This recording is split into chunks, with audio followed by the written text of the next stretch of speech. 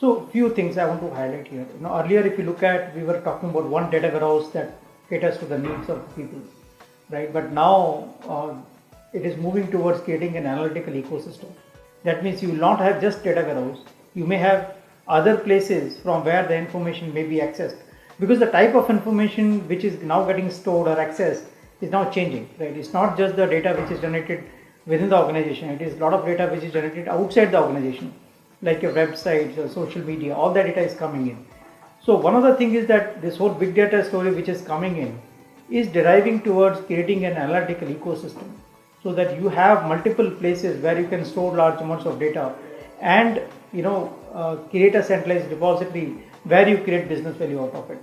So that is one, from just a data warehouse to having a data warehouse plus an analytical ecosystem around the data warehouse. That is one, I think, big. It's not just an innovation, it's a big theme which is changing, right? So people will look at how do I use the technology best for different types of data. So if you have a large amount of unstructured data, then you may want to use newer technologies like Hadoop, for example, right? And we have a platform on Hadoop for that. So you can use that because it's very cheap. You can store large amounts of data at a very small cost.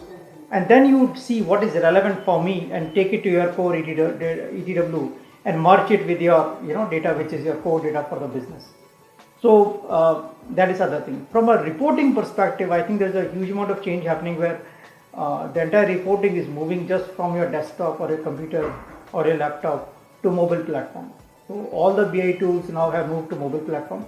So you can look at your reports when you are on the street talking to the customers and everything, right? So that is from a BI perspective, the entire I will say the shift is from just desktop laptops to mobility. I think that's a big shift which is happening.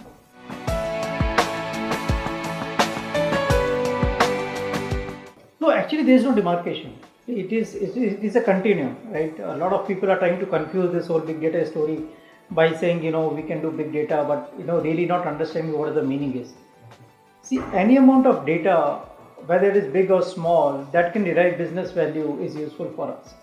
So what we need to look at is that we were doing traditional data warehouse. We had an ETW or data mart or data warehouse where we are getting information. Now we have new sources of data coming in, whether it is social media or website data or machine data. What we need to understand is, out of that, what is relevant for us, irrespective of the hype in the marketplace. For our business, how much of that data is relevant for us? For example, for a, let's say, B2B customer, a lot of this data may not be relevant.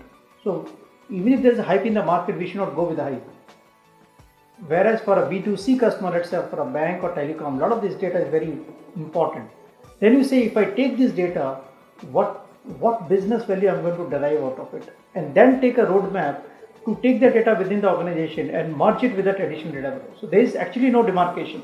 And actually it's very surprising to me that people get confused with it. I think instead of getting confused, the best thing is to see whatever data is generating now, new data which is generating, is there a business case for me to look at the data and derive value out of it? Is my business buying into it? Is my business saying that this data which is getting generated, I have no hold on it, how do I get value out of it? If you are able to derive that business value out of all types of data, then there is no confusion regarding ETW or big data. It's just that whatever data is there, how do we take maximum benefit out of it?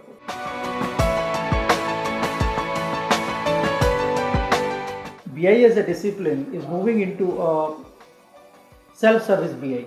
So the business user, the power of using the data and doing analytics is going more towards business. So business decides what I want to do. There was an earlier approach where the IT will tell business, ask business, okay, what reports do you want? And I will enable those reports for you to get it.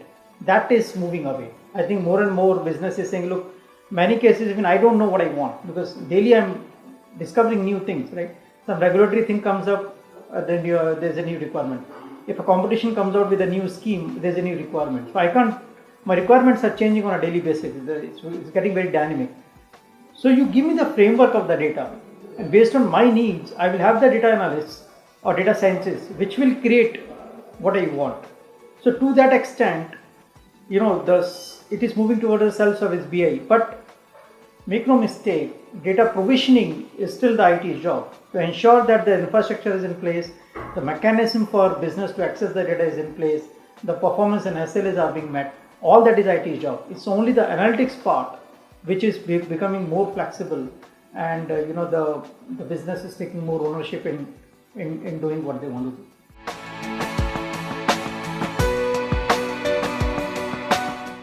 From a big data perspective, I don't think it is dependent upon the size. It is more dependent upon the type of the industry that you are in, right? If you are in a purely a manufacturing industry, you may be very big, but maybe it doesn't make sense for you. If you are in a B2C space, you're selling things online, it does make a lot of sense for you. So I think now it makes more sense to say that what type of businesses will need this.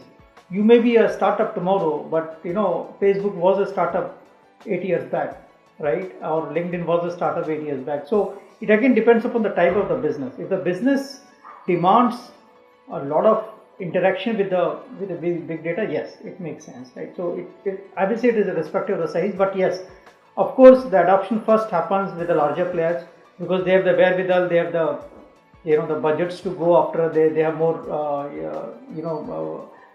ecosystem to do it, right? But it basically depends upon the type of the business.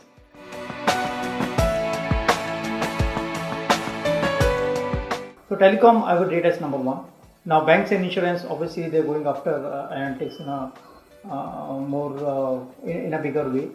The other verticals, I will say, retail is getting into it.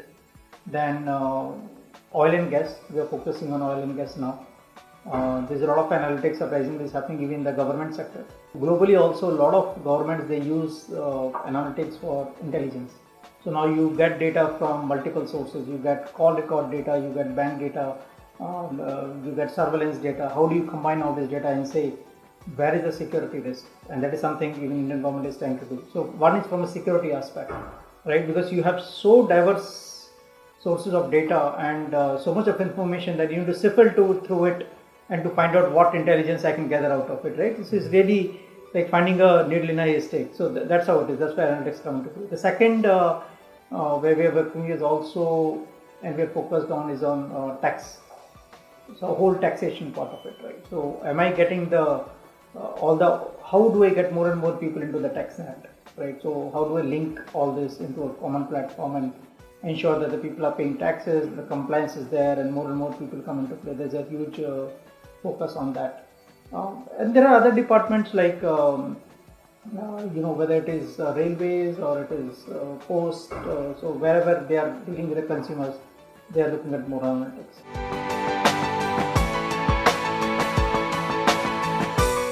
We do three things here in India. Let me just give you what is our structure here. So we are more than actually 1,000 people in India, and India is the second largest employer for Toyota outside US.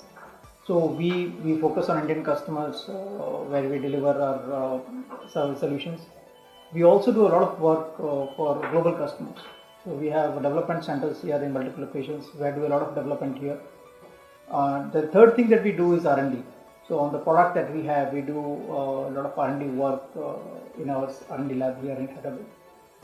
So a lot of, I will say, a lot of the testing work, a lot of the new development work in terms of incorporating the new features, a lot of that is done out of our R&D center in India, which then gets incorporated at our headquarters in San Diego. San Diego is our main hub for R&D innovation. So these are the three things that we do, and we continue to grow our business here significantly. The moment you talk about growth the business, then the cost cutting takes up take a backseat, right? So we are focused on saying if you're investing something, how it will grow the business, how it will grow the top line and the bottom line. The other is that we have a platform family. So we have different classes of platform that we have, which caters to different price segments. So even if a smaller company wants to do on a smaller basis, we have a solution for him. And then tomorrow the business grows and scales up, they can always move on to a larger platform. So we have an entire platform family that caters to all the needs of the customers within the price points that they look at, or within the solution that they want to deploy.